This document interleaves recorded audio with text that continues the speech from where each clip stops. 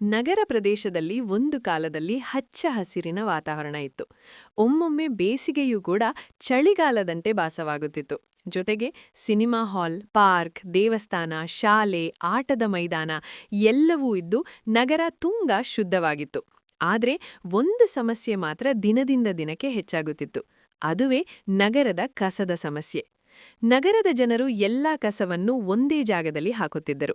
ಊಟದ ಉಳಿಕೆ, ತರಕಾರಿ ಸಿಪ್ಪೆಗಳು, ಪ್ಲಾಸ್ಟಿಕ್, ಕಾಗದ, ಒಡೆದ ಗಾಜು ಎಲ್ಲವೂ ಒಂದೇ ಜಾಗದಲ್ಲಿ ವಿಂಗಡಣೆ ಮಾಡದೇ ಹಾಕುತ್ತಿದ್ದರಿಂದ ದುರ್ವಾಸನೆ, ಕೀಟಗಳು ಮತ್ತು ರೋಗಗಳು ಹೆಚ್ಚಾಗುತ್ತಿತ್ತು.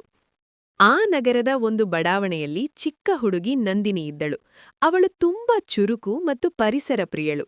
ಒಂದು ದಿನ ಅವಳು ತನ್ನ ಶಾಲೆಯಲ್ಲಿ ವೆಟ್ ವೇಸ್ಟ್ ಅಂದರೆ ಹಸಿ ಕಸ ಮತ್ತು ಡ್ರೈ ವೇಸ್ಟ್ ಅಂದರೆ ಒಣ ಕಸದ ಬಗ್ಗೆ ಕಲಿತಳು. ಶಿಕ್ಷಕಿ ಹೇಳಿದ ಮಾತು ಅವಳ ಮನಸ್ಸಿನಲ್ಲಿ ಆಳವಾಗಿ ಬೇರುಬಿಟ್ಟಿತು. ನಾವು ಕಸವನ್ನು ಸರಿಯಾಗಿ ಬೇರ್ಪಡಿಸಿದರೆ ಅದು ಸಮಸ್ಯೆಯಲ್ಲ, ಅದು ಸಂಪತ್ತು. ಆ ಸಂಜೆ ನಂದಿನಿ ಮನೆಗೆ ಬಂದು ಅಮ್ಮನಿಗೆ ಹೇಳಿದಳು, ಅಮ್ಮ, ನಾವು ಇನ್ಮೇಲೆ ಕಸವನ್ನು 2 ಭಾಗ ಮಾಡ್ಬೇಕು, ಅದು ಹಸಿ ಕಸ ಮತ್ತು ಒಣ ಕಸ. ಅಮ್ಮ ಆಶ್ಚರ್ಯದಿಂದ ಕೇಳಿದಳು, ಅದು ಹೇಗೆ? ನಂದಿನಿ ಒಂದು ಡಬ್ಬ ತೆಗೆದುಕೊಂಡು ಹೇಳಿದಳು, ಇದರಲ್ಲಿ ಹಸಿ ಕಸ ಅಂದರೆ ಊಟದ ಉಳಿಕೆ, ತರಕಾರಿ ಸಿಪ್ಪೆಗಳು, ಹಣ್ಣುಗಳ ಸಿಪ್ಪೆ, ಒಣಗಿದ ಹೂಗಳು ಇತ್ಯಾದಿಗಳನ್ನು ಹಾಕಬೇಕು. ಮತ್ತು ಇವುಗಳನ್ನು ಸರಿಯಾಗಿ ನಿರ್ವಹಿಸಿದರೆ ತೋಟಗಳಿಗೆ ಒಳ್ಳೆಯ ಗೊಬ್ಬರ ಆಗುತ್ತವೆ. ಮತ್ತೊಂದು ಡಬ್ಬ ತೋರಿಸಿ, ಇದರಲ್ಲಿ ಒಣ ಕಸ ಅಂದರೆ ಪ್ಲಾಸ್ಟಿಕ್, ಕಾಗದ, ಗಾಜು ಇವುಗಳನ್ನು ಹಾಕಬೇಕು ಮತ್ತು ಇವುಗಳನ್ನು ಮರುಬಳಕೆ ಕೂಡ ಮಾಡಬಹುದು. ಅಮ್ಮನಿಗೆ ತುಂಬಾ ಸಂತೋಷವಾಯಿತು. ಅವರು ಅಂದಿನಿಂದಲೇ ದಿನದಿಂದ ಕಸವನ್ನು ಬೇರ್ಪಡಿಸಲು ಶುರು ಮಾಡಿದರು. ಮರುದಿನ ನಂದಿನಿ ಶಾಲೆಗೆ ಹೋಗಿ ತನ್ನ ಸ್ನೇಹಿತರಿಗೆ ಹೇಳಿದಳು. ಎಲ್ಲರೂ ಸೇರಿ ಒಂದು ನಿರ್ಧಾರ ತೆಗೆದುಕೊಂಡರು.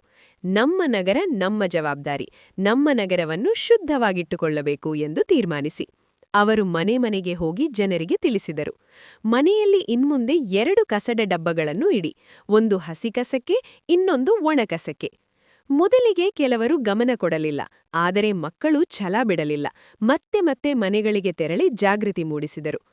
1 ವಾರದ ನಂತರ ದೊಡ್ಡ ಬದಲಾವಣೆ ಕಾಣಿಸಿತು.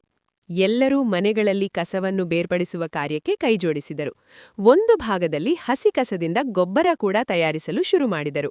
ಆ ಗೊಬ್ಬರವನ್ನು ಹೂಕುಂಡಗಳಿಗೆ ಮತ್ತು ತೋಟಗಳಿಗೆ ಬಳಸತೊಡಗಿದರು. ಹೂಗಳು ಅರಳಿದವು, ಗಿಳಮರಗಳು ಚೆನ್ನಾಗಿ ಬೆಳೆಯತೊಡಗಿದವು. ಒಣ ಕಸವನ್ನು ಬೇರ್ಪಡಿಸಿ ನಗರದ ಒಣ ತ್ಯಾಜ್ಯ ಸಂಗ್ರಹಣಾ ಘಟಕಕ್ಕೆ ಕಳುಹಿಸಲಾಯಿತು. ಅಲ್ಲಿ ಅದನ್ನು ಮರುಬಳಕೆ ಮಾಡಿದರು.